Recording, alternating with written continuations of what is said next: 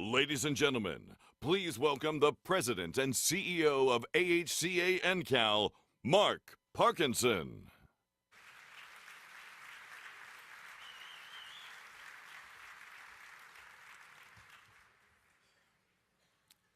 Two weeks ago, a madman barricaded himself on the 32nd floor of this hotel and killed 58 people, many of whom were in the prime of their lives. He injured hundreds of others, and he left behind countless family members and friends in what is clearly one of the worst tragedies of our time. My immediate response was shock. I could not believe that a single person could inflict such horrible damage. My next response was anger, profound anger that someone would do this. And then we were shortly confronted with the realization that, oh my God, this is exactly where our annual meeting will be in 14 days. And we tried to respectfully reflect on that. We talked to the NCAL board and the AHCA board, and we decided to move forward. The madman would have wanted us to be terrorized. He would have wanted us to stop. He may have wanted us to cancel, and we decided that's just not going to happen. At the same time, it would be inappropriate to act as if nothing has happened. Something profoundly tragic has occurred. 58 people have died, and you read their bios and it's just heartbreaking. These were amazing people. The anguish that's being felt by their families and friends right now is something that I simply can't imagine. So I would ask you to join me in a moment of silence to lift these people up in your thoughts and prayers as they go through this very challenging time.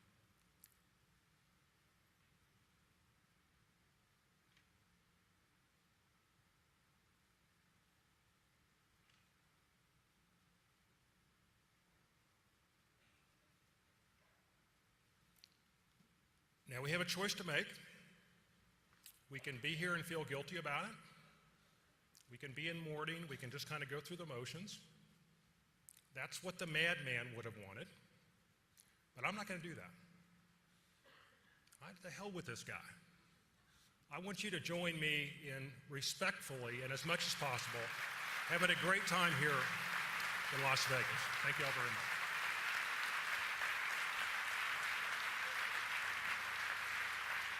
Ladies and gentlemen, please stand for the singing of our national anthem.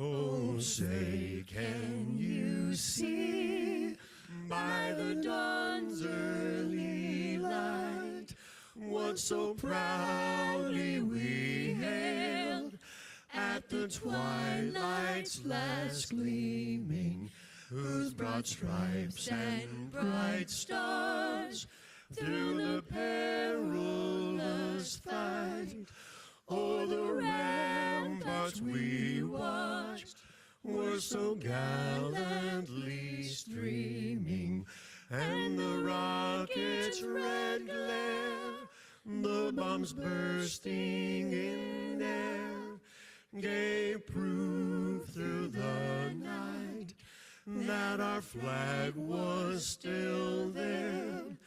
Oh, say does that star-spangled banner yet wave o'er the land of the free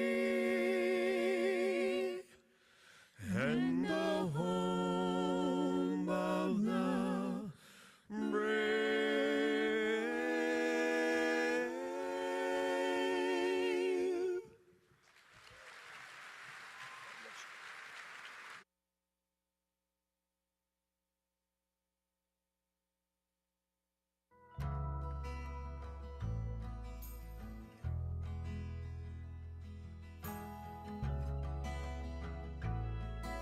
It's very critical to have someone that can inspire you. And the worst thing I hate is someone telling you you can't do something. My grandma would always say, "You can do it, Patty. You can do it." My mom worked here. She was a CNA. She had said they were hiring in housekeeping. And I said, "I'm not doing that. I'm not going to work there." I didn't want to. After working here like probably 2 months, had a connection with the residents and said that I wanted to be a CNA. So I went and I challenged the CNA test 3-4 years, and then I just started doing other things like staffing, did administrative assistant, and then I went to nursing school, got my RN. We have a lot of people that start like that in different areas, and Patty has probably been the most aggressive. She's phenomenal. I mean, she takes on the challenges. Through the years, we talked about her getting into the nursing program, even though it was difficult because she had a young kid. Working full-time, it was hard. Full-time, single mom. I could only do a class or two every semester, so it took me probably about 9 years to do all my prereqs, and then I got into the nursing program. My mom's worked really hard to build up in her career. It's a big sacrifice, it really is. She was having a lot of stress with school, so I thought maybe making a bracelet would help. Mommy's luck charm. Hands up, hands down, hands on the table. We're glad to be eating it. May the food we share today help us grow in every way. Amen. Amen. Family is very important to me. My husband's name is Derek. He actually works in the maintenance department. I have a 10-year-old daughter, Camilla. My oldest daughter is Ashley, and then my grandson is 5. His name is Charles. I work hard. Sometimes I have to work late. My husband is very understanding of that. You're dedicated and you have the obligation to do the things that you're required to do. Those are things that you have to sacrifice sometimes. And then my husband, when I was doing my bachelor's, there'd be days I'd be crying because I didn't want to do it. And he's like, "You can do it. Don't worry, you can do it. I'll support you no matter what, you can do it." Some days it's easy to feel burnt out. And when you have a person like Patty that you can go to and say, "Hey, I'm feeling really stressed, I'm feeling really burnt out, what can I do?" When you know each other, you're able to balance that out. She really encourages people to be all they can be. She's very selfless. She would give you anything that she has, anything that could make things better for you, your family. I see her in myself, like when I'm at work. She doesn't let anybody get her down, always right there if you need her. She's like a friend. She's been real good to me. She is a friend. She's just a kind person. When you start at the bottom and you see somebody work their way up to the top, it kind of inspires other people to kind of do the same, Her enthusiasm for learning inspires other people to go back to school. It's inspired me to want to go back to school, which I'm working on. A lot of people think that nursing is a money job, but it's the caring. Nurses truly have a heart for caring. She cares about everything. She cares about everyone. And she's a great mom. She's a great wife. She's a great nurse. If you want to do better for yourself, don't let anybody tell you you can't. Make a goal for yourself and go for it.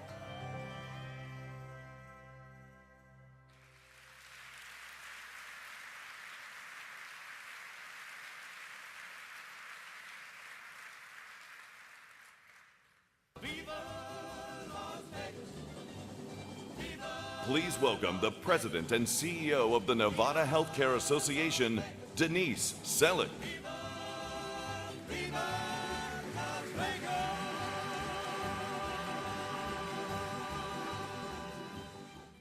Good morning, and welcome to the entertainment capital of the world. I'd like to start one thing by telling you something we're a little sensitive about and hope that you'll help us. The pronunciation of our state is Nevada. It has 3 vowels and none of them are long. So that you can go home talking like a native, I'd like all of you to practice it with me. It's Nevada. Okay, there's a guy over there that got it wrong, but we'll let him stay anyway. I am a local Nevadan, and this is my town. I've lived here since 1959, and I'm proud to call Las Vegas home. We're glad you're here, and we hope you have a great time. On behalf of our member centers across Nevada, We're honored you're here in Las Vegas for the 68th annual AHCA NCAL Convention and Expo. Over the next several days, you have the opportunity to network with thousands of your peers, participate in hundreds of education sessions, and hear from amazing speakers. The Nevada Healthcare Association has a mission similar to many of you: to provide leadership and support and advocate for our members while working to improve quality health care in Nevada's skilled nursing and post-acute care settings. Our state association represents 60 skilled nursing facilities, and our members employ over 8,000 Nevadans. This may be small compared to other states, but we're a mighty force working to serve those who need our care. Whether it's in the advocacy field, educational opportunities, or the many other things we do for our members, we're here to help. Here in Las Vegas, we have felt an outpouring of prayers and well wishes.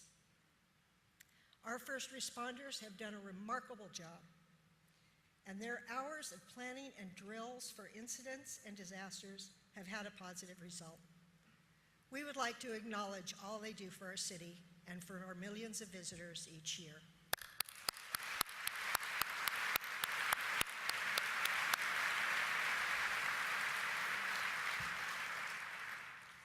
There's a lot to do at convention this week, but please don't forget about the fun activities available throughout the city and surrounding areas when you have free time. We invite you to see the other side of Las Vegas, the local side: Red Rock Canyon, Boulder City, Lake Mead, and the Hoover Dam. Our world-renowned tourist experiences are just down the street: musical dancing fountains, the majestic Eiffel Tower, and a gondola ride through Italy. We have great shows and world-class dining. This has been a year for the history books, and we have faced many challenges. Let's celebrate. Take advantage of this week to learn from each other and our different experiences. The time is crucial as we continue our work to improve lives by delivering solutions for quality care. Thank you, and I hope you enjoy your time here in Las Vegas.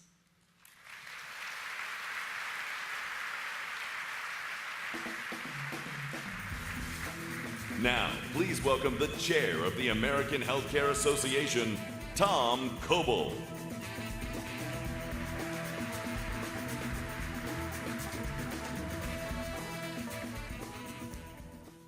Good morning.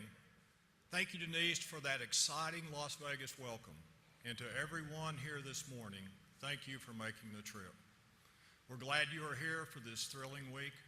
Our goal every year is to make convention the pivotal gathering of long-term care and post-acute care professionals. It's been a tough year, full of policy and regulatory battles, but I'm pleased to say it has been a successful one. Let us celebrate our victories, take time over the next few days to meet new faces, reconnect with old ones, and make the most of this opportunity to strengthen our profession.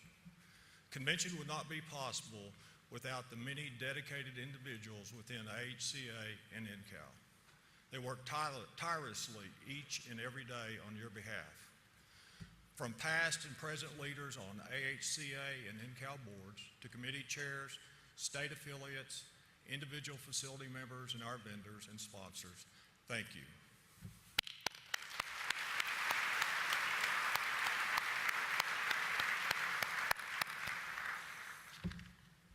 We also collaborate with some fantastic organizations, many of which are here with us this week. We appreciate everything you do. It is an honor to work with you.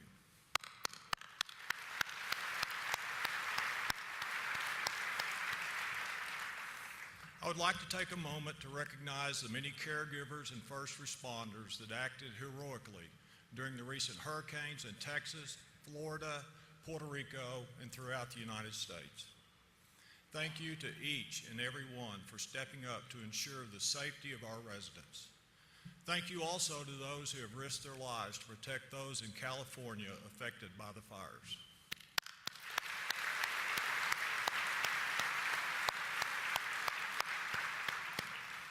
Finally, I'd like to recognize some of the long-term care leaders we've lost this past year as well as several others. Edward Stafford was Executive Director and Board President of our New York State affiliate. He was actively involved in skilled nursing facility profession for 42 years and held many other distinguished leadership positions, including AHCA Executive Board member. Donald Franco served on the Connecticut State Affiliate Board of Directors from 1982 until his passing this last December. He was founder and treasurer of the Nursing Home Industry Political Action Committee and served in several capacities with AHCA. James Judy served as president of the Kentucky State Health Affiliate for 20 years. He was known for his strong leadership and was very active in the Louisville community. I'd like to take a moment to honor Ed, Donald, and Jim. I also would want us to honor those individuals who lost their lives during the recent hurricanes. Please join me in a moment of silence.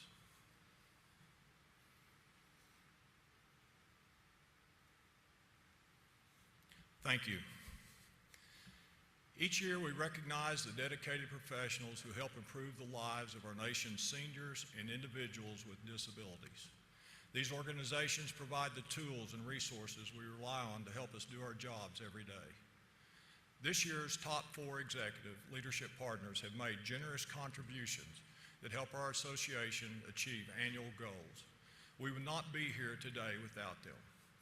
I invite the representatives from each of these organizations to join me on stage and be recognized. Seema Delafraz, Global Healthcare Leader, First Quality.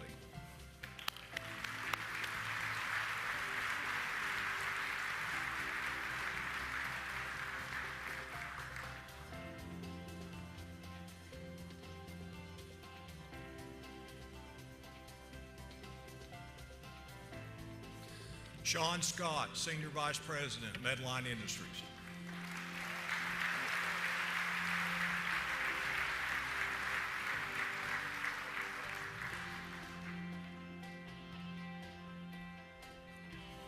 Joan LaRue, Senior Vice President of Sales, Point Click Care.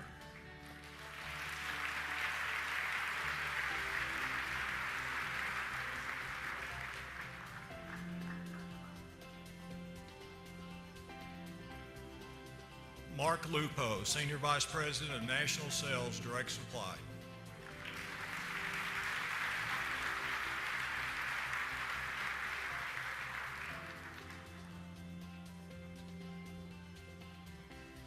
Please join me in a round of applause for all our executive leadership partners.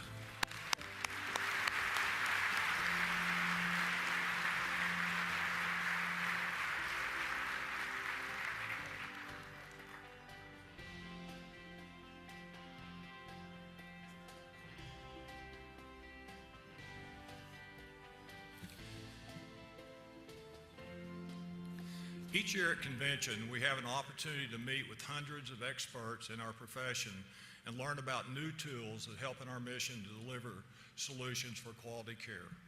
This year's Expo Hall is no different. I would like to personally welcome back exhibiting partners and thank the new exhibiting companies for your support. Be sure to visit the Expo Hall and meet with our partners today and tomorrow. Now I would like to ask Seema to return to the stage for a moment. First Quality has been a loyal partner for nearly 2 decades.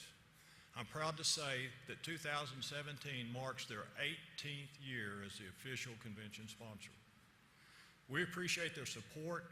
Know that these next few days would not be possible without them. Please join me in thanking First Quality as we present Seema with a special token of our gratitude.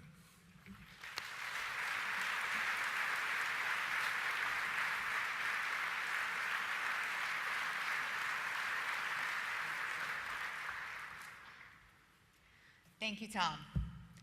We're excited to be here with you for the 2017 AHCA NCAL Annual Convention and Expo. Again, welcome to fabulous Las Vegas. At this year's conference, you can bet on great speakers, networking sessions that will leave you business card counting, and plenty of CU credits and educational opportunities.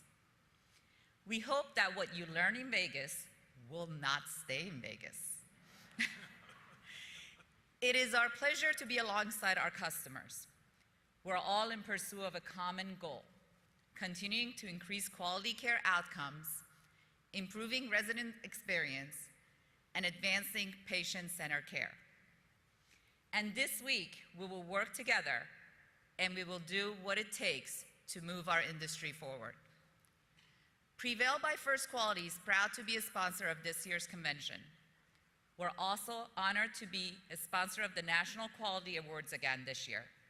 And on behalf of the entire First Quality family, we thank each of you and your talented teams for the continued dedication to quality. Thank you all for attending.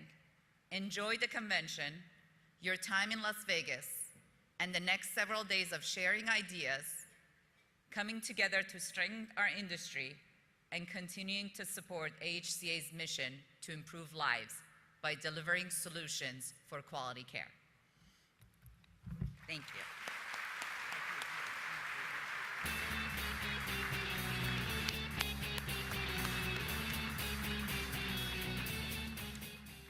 It's my great pleasure to be here this morning with you. Last year at this time, I was finishing my first year as AHCA board chair. I spoke to you about the opportunities and challenges we faced. It wasn't an easy year, but I had no idea what was still ahead. Everyone knows that Las Vegas is synonymous with gambling. This year, Capitol Hill gave Vegas a run for its money. Congress placed one of the biggest bets in recent healthcare history, one that came on the backs of the millions we care for each day. As part of its efforts to repeal and replace the Affordable Care Act, they proposed deep Medicaid cuts. We face billions of dollars in potential catastrophic reductions. The threat continued to be real as recently as late last month, but we stood strong. We made our voice heard on Capitol Hill. We fought and overcame some of the toughest battles we faced in a long time. You should be very proud of your efforts. I sure am. Let's take a look at what you've accomplished. What we do is so important for our society. Everybody understands the problems. Everybody here knows what it takes to do the job that we have to do. From the legislative, policy, advocacy perspective, it's very important to help caregivers at bedside do their job better. At AHCA, we always talk about improving lives. And that's what improving quality is all about. We're improving lives and making a difference. But it's not just about AHCA. The association could not be successful at all without your support, and we can always count on you to take action. And perhaps most importantly, you are the reason we have seen significant improvement in quality.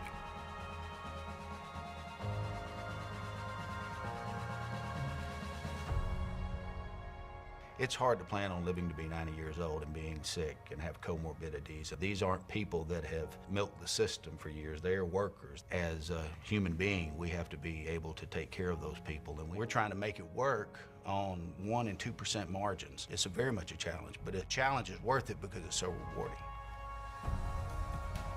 It's the staff that delivers quality, making sure that the staffs and the leaders of those buildings have the tools they need. That's how quality care is delivered.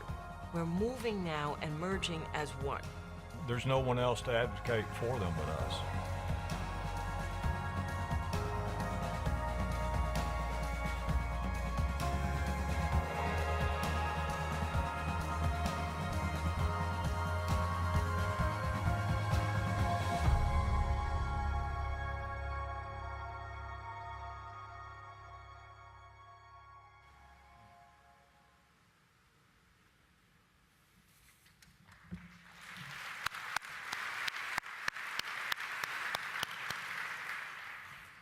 Protecting Medicaid isn't our only challenge this year.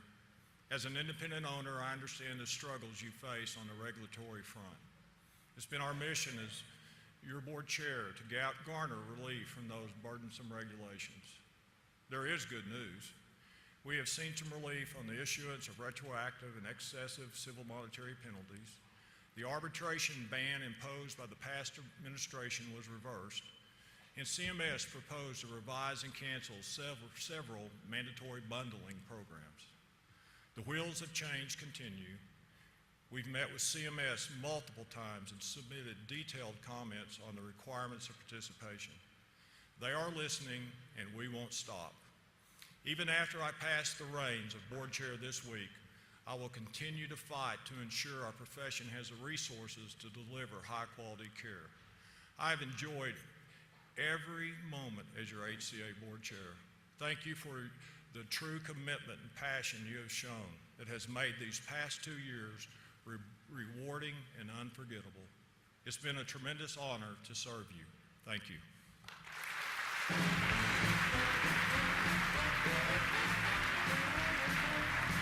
Ladies and gentlemen, please welcome the Executive Director of the National Center for Assisted Living, Scott Tittle.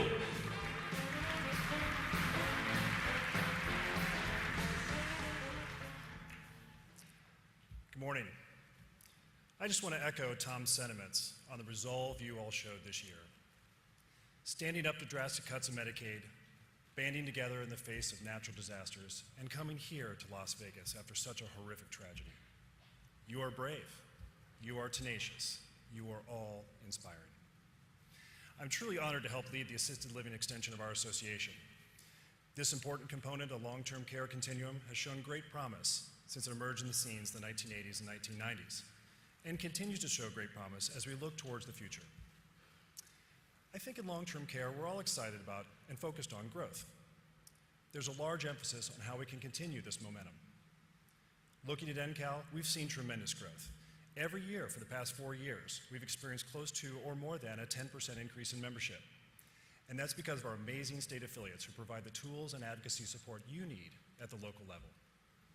This year, we're very proud to welcome South Carolina into the fold as an NCAL state chapter.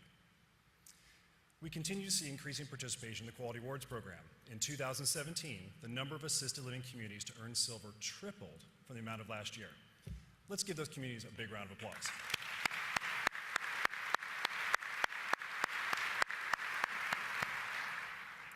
We also grew long-term care trend tracker to include assisted living.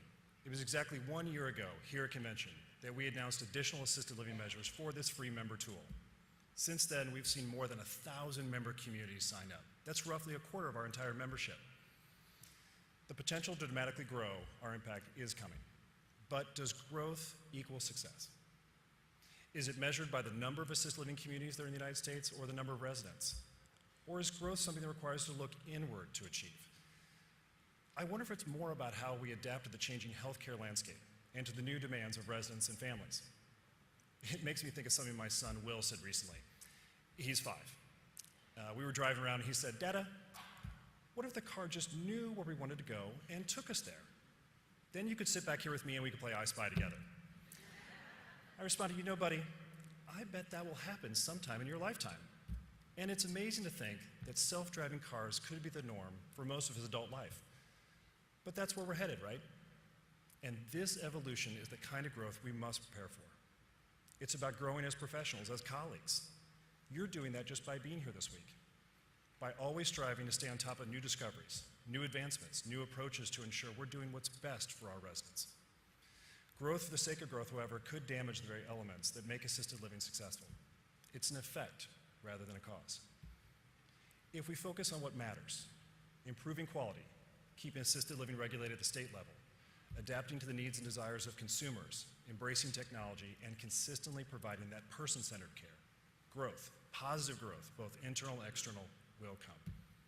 Now, I hope I'm not stealing Jim Collins' thunder, and I certainly don't mean to presume to tell you how to run your businesses. But all I wish to share here today is that we at NCAL strive to make sure that you have the tools you need to further your growth in whatever way you may define it. With the Quality Awards and Long-Term Care Trend Tracker, so you can continue on in your quality journey. With our education events and membership committees, so you can share ideas with other providers.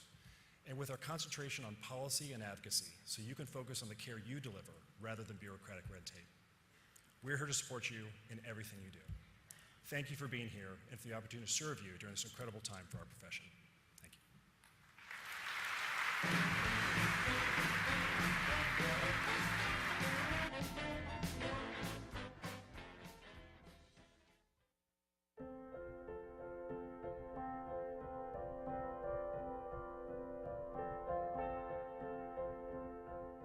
All all the residents here have a purpose. Some of them really receive a lot from sharing their lives, and just because they're old does not mean that they don't have a lot to give.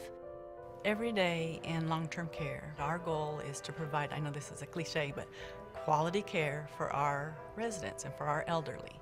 And this is the last stage of their life, and we want to make it the best stage that we can. But you just got to think outside the box.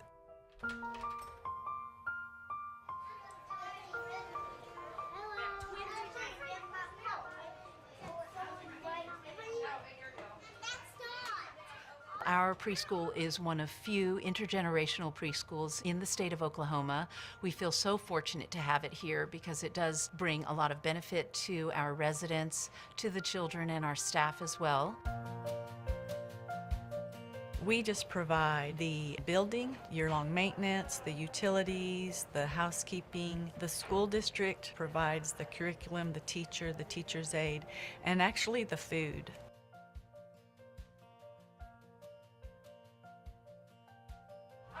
We've been talking about colors. We're going to sing our red and our blue song, all right? R-E-D, red, R-E-D, red. I can spell red, I can spell red. Fire trucks are red, stop signs are red too. R-E-D, R-E-D.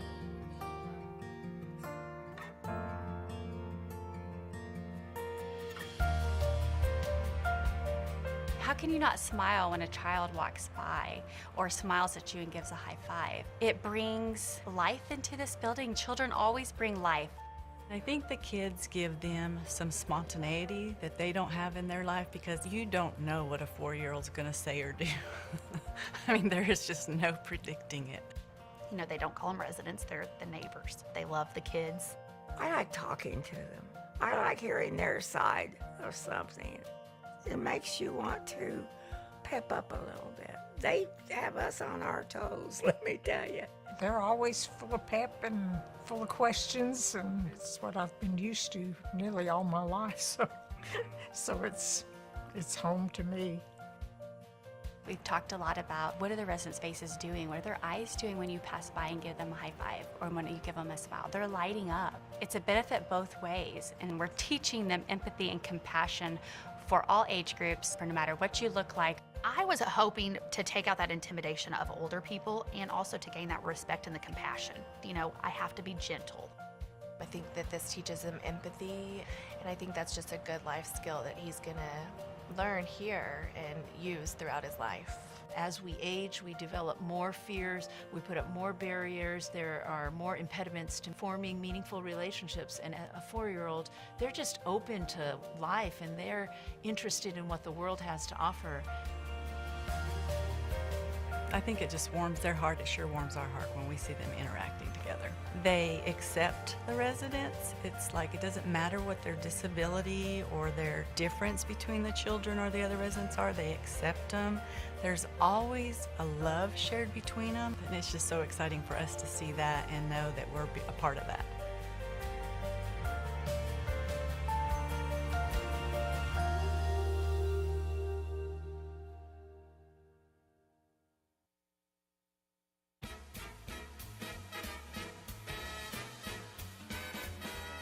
Please welcome the chair of the National Center for Assisted Living, Chris Mason.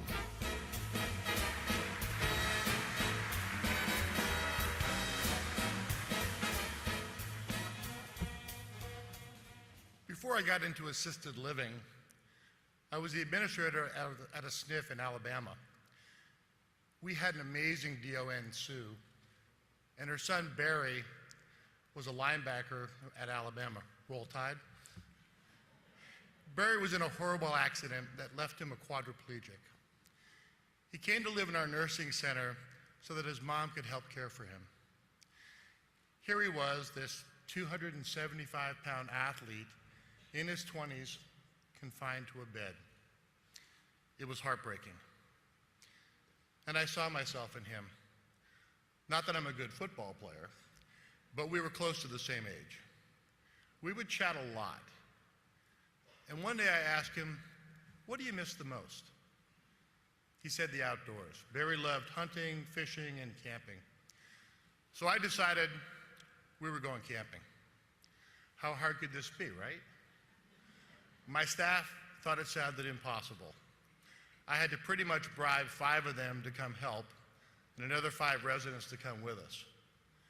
We organized the trip and got Barry and all the residents situated at an Easter seal camp.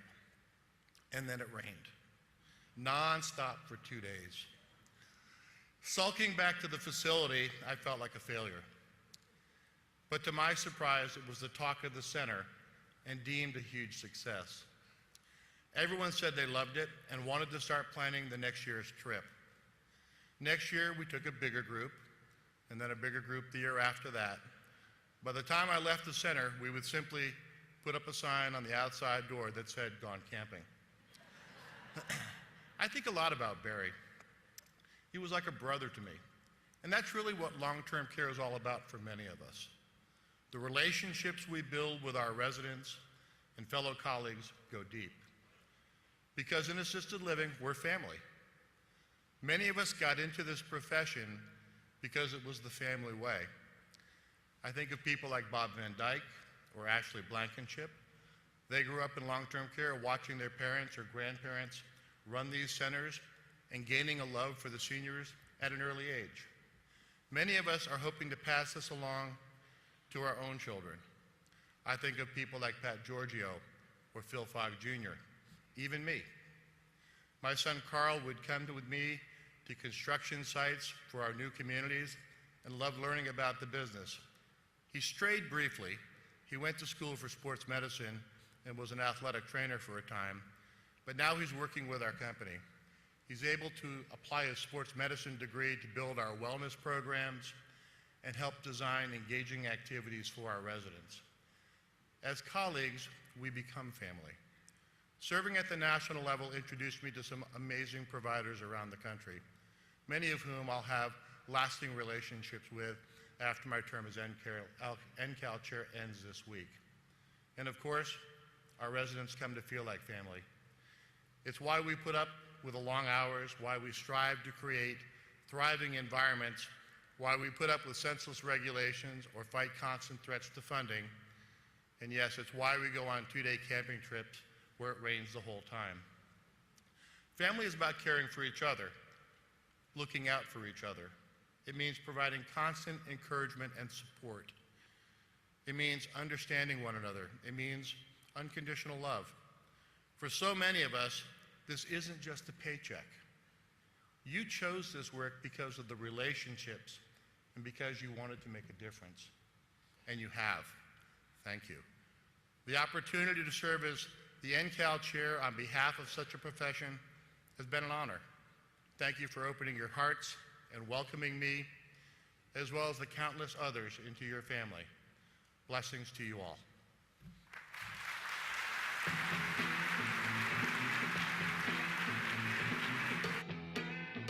And now, please welcome the President and CEO of AHCA NCAL, Mark Parkinson.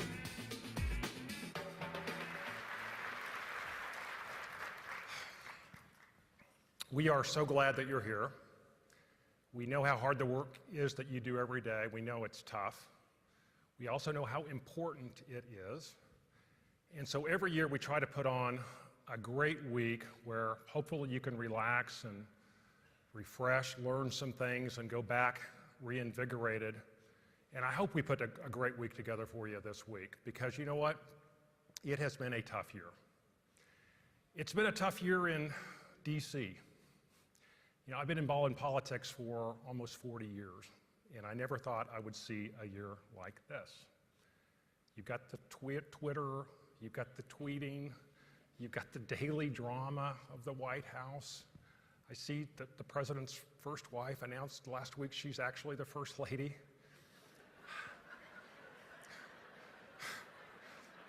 But you set all that aside, and even without that, it's been a tough year in DC. And that's because we've been under attack. Now, we're used to defending the Medicare rate. We're used to those attacks. And we're used to the regulatory burdens coming upon us. We're used to that attack. What's been new this year has been the Medicaid debate. It's been really, really challenging. The Medicaid proposals, if they would have passed, would have put most of our skilled nursing members and many of our assisted living members out of business. It was really just that dramatic. And it has been a roller coaster. Just when we think we have the darn thing defeated, it comes back. And then we defeat it again and it comes back. Defeat it again and it comes. It's like one of those horror movies where you kill the bad guy and he just keeps getting up and keeps coming back. And it's taken a toll. I was looking in the mirror this morning and I'm aging. You know how the presidency is supposed to age the president? They show those before pictures where they come in and they're all refreshed and they look great and enthused, and then 8 years later when they leave, they just look like crap. I feel like I'm the after picture right now. But as tough as it's been for us in DC, we know it's been even tougher for you in your buildings. You know, every year we feel like it's the toughest year to operate. You know, we always talk about that. I think you can make the case that 2017 really is the toughest year to operate. And that's because in addition to the normal stuff that you have, the reimbursement stuff, the regulatory stuff, et cetera, we've got some real census issues. The national data indicate that on both the skilled side and on the assisted living side, we've had a drop in census, and I know that's impacting you and it's impacting your residents. So as I travel around the country, people ask me, Mark, is there hope? Are we going to come out of this? Where is all this headed? And my view is this. This is an incredibly difficult time to operate. This may be the hardest time to operate. But there is light at the end of the tunnel. We will make it through this, and many of you will not only survive, you will prosper. And I believe that for 4 reasons that I want to talk about this morning. The first is the sector has never been stronger. When I came to DC 7 years ago, there were 2 different associations, AHCA and the Alliance. They both had big political and lobbying activity. Usually they got along, but sometimes they didn't. And the one thing that we had in common was that we were losing a lot. And finally, the members decided, hey, this is nuts. We need to change what we were doing, and the leadership was brilliant and sacrificed and brought the 2 organizations together. The impact has been significant. First of all, we've had a dramatic increase in membership. We now represent over 13,500 buildings across the country. We're not only the voice of the sector, we're not only the largest association in the sector, we're like 3 times bigger than anybody else. But getting big is not the goal. Winning for you and your residents is the goal, so what have we done with our size? Well, one thing we've done is we've become politically strong. We used to do about $2 million a year in political activity. In the last election cycle, we did $13 million. We hosted over 200 political events, and your involvement at the grassroots level is unprecedented. In the repeal and replace debate alone, we had 130,000 letters and emails that came from you.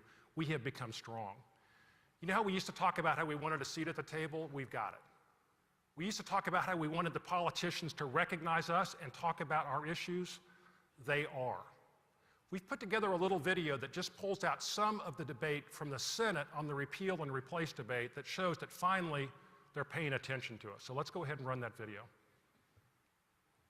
The best way to understand the consequences of that plan is to look at seniors who need nursing home care. The Medicaid nursing home benefit helps pick up the tab for 2 out of 3 nursing home beds in America. Because the fact is, growing old in America gets expensive. There's Sandy, whose mom is in a nursing home, who doesn't know how she will pay for the round-the-clock care that her mother needs if Medicaid, which covers more than 6 in 10 nursing home residents nationwide, scales back coverage. It would also jeopardize the very existence of our rural hospitals and our nursing homes, which not only provide essential care to people in rural America, but also are major employers in the small communities in which they are located. You know, I still can't see Senator Franken doing that without thinking about Saturday Night Live. But at any rate, they're talking about us. And the most important thing is we're winning. For the last 6 years, we've had a clean payment rule on Medicare.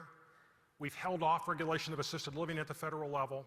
And we had a huge impact on the repeal and replace debate, fighting off the Medicaid cut. So the first reason I'm comfortable about the future is we've never been stronger in DC.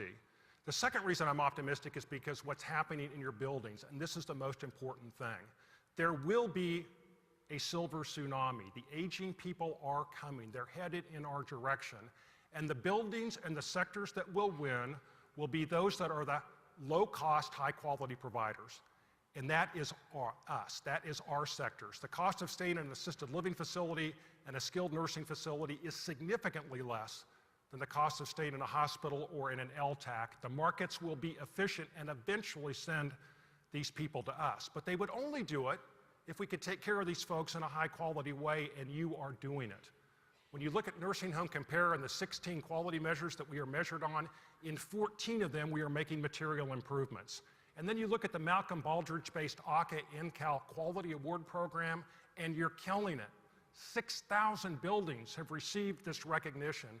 An astonishing fact. If we were getting worse, if we weren't taking care of folks, and I was thinking about the future, I would be pessimistic, but just the opposite is happening. You have never been better. Reason 3, I'm optimistic. The aging of the population is finally going to start helping us.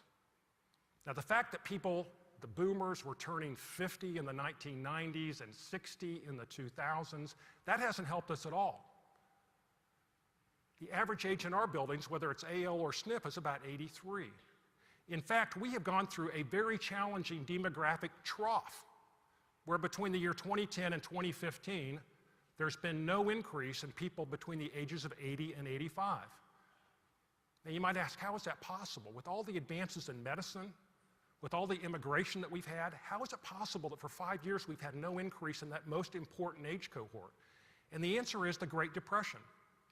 The Great Depression started in 1929. Birth rates dropped dramatically, that's the dip, and it had an impact on our census today. Hundreds of thousands of babies that would have been born in 1930 would have turned 80 in the year 2010, and they weren't born. That's impacted us. If you're having a problem with census in your buildings, and your administrator is hassling you, or your CEO or your board is on you over this issue, you need to tell them it's not your fault.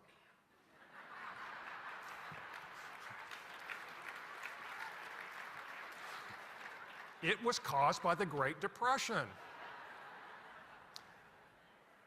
The good news, we don't have that excuse anymore, because the birth rate started going back up in 1935, and all of a sudden babies started being born again, and we will start to feel it soon. Starting in the year 2015, we go from 5.7 million people on our most important age cohort to 6.4 million people in 2020.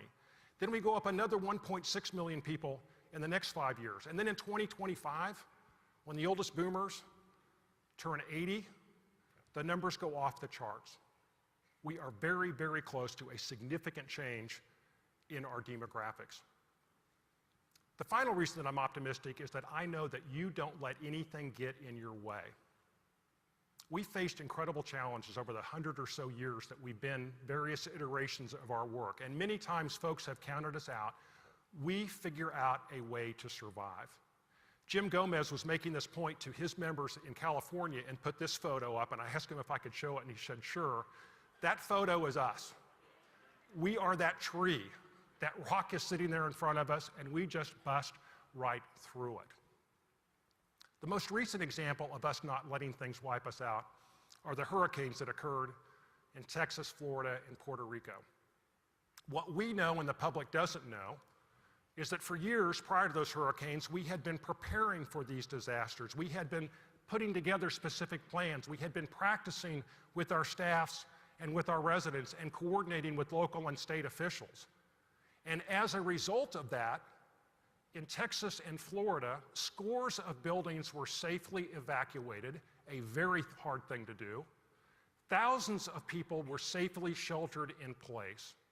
And there were literally thousands of acts of kindness and sacrifice by our employees who set their personal situations aside because their priority was the residents in their buildings. Now, unfortunately, that's not the story that's been told about Texas, Florida, and Puerto Rico. The face of the hurricanes for us in Texas were older people in an assisted living facility sitting in some water, a photo that went viral. In Florida, it's the non-member who wasn't involved in all this coordination, who through a series of tragic misjudgments ended up with 14 people dying. What we all know in this room, though, is that there are hundreds, if not thousands, of other stories that aren't being told. And we thought we should take a moment of time at this conference to tell those untold stories. So working with Signature and Consulate and the Good Samaritan Society, we've pieced together a little film just to show you the untold story of heroism during these hurricanes. If we could show that, it'd be great.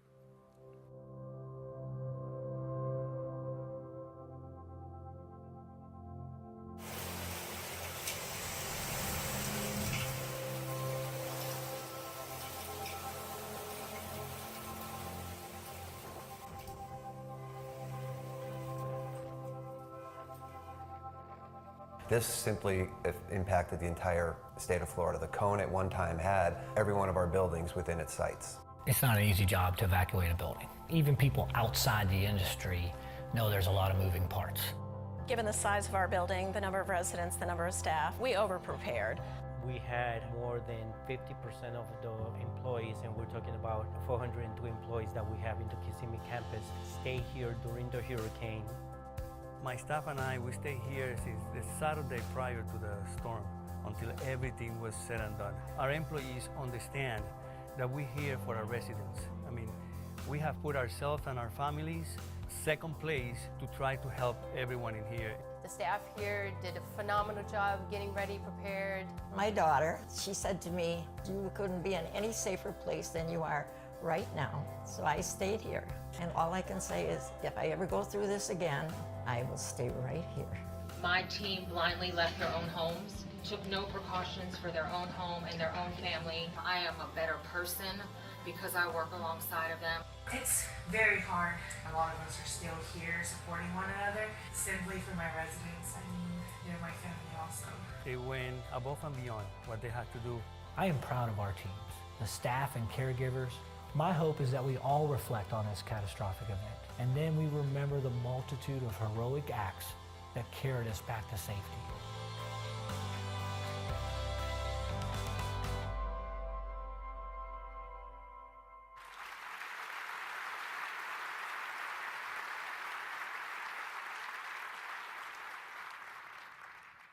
So let me tell you one other thing about our sector that relates to this. When we started to put this film together and I started thinking about talking about the hurricane, I thought it would be really dramatic if we had a CNA from Texas, a CNA from Florida, and a CNA from Puerto Rico tell their story and have them come here and be recognized. And in fact, I talked to Point Click Care about it, and they were even generous enough. They were going to give each of these CNAs $5,000 to cover any losses they might have experienced. As we then talked to our state execs, Kevin Warren in Texas and Emmett Reed in Florida, who've done an amazing job, what we learned was that no state wanted to recognize just one company. And no company wanted to recognize just one building. And no building wanted to recognize just one individual. They all told us it wasn't 3 people that were the heroes in this thing. It was thousands of people that worked hard and prepared and that then sacrificed. So we encourage you to do what we've done, and I think what Point Click Care has now done in First Quality and many of our other vendor partners, which is to contribute to these funds where the money will be distributed not to 3 people, but to many CNAs and other employees who suffered losses in this tragedy. And I would also ask you to join me for just a moment to recognize the sacrifices that these people have gone through. No matter how tough our year has been, let me tell you, for our folks in Texas, Florida, and Puerto Rico, they've had years that are just unimaginable. And the problem is that not only have they not been recognized for the sacrifices and in many cases successes that they've had, in some cases they've actually been shunned. Now we can't completely give them the recognition today that they deserve, but let me ask everyone here that's from Texas and from Florida and from Puerto Rico, would you please stand, and as they stand, let's give them a round of applause for everything that they do. Come on, please stand up.